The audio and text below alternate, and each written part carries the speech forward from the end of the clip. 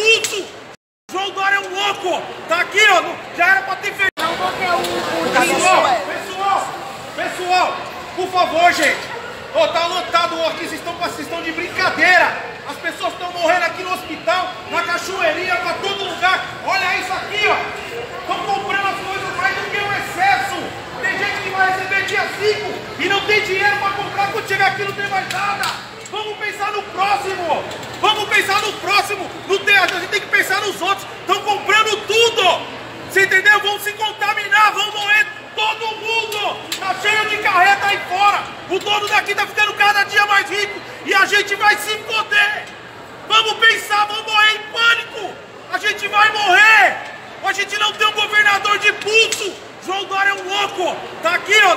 Já era pra ter fechado o metrô, o trem! O tanto de gente que tem aqui! Vamos acordar, gente!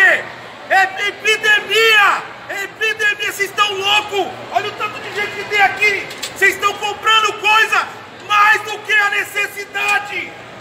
Tem senhora que trabalha de empregada! Ela vai receber dia 5! Ela não vai ter dinheiro pra comprar aí agora! Vamos esperar, gente! Vocês estão comprando mais do que precisa! Mais do que precisa! Vamos pensar no próximo! Vamos pensar no próximo! Aqui em Itápolis, aqui tem caso de coronavírus! Olha o tanto, não pode ter aglomeração!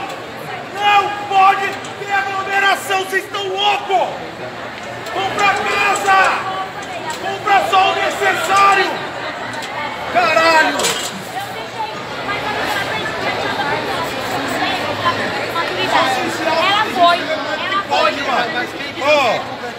Truta, mas vocês estão loucos, vão morrer, irmão! Tá todo mundo junto!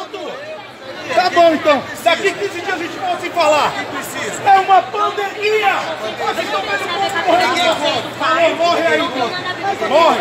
Então, comendo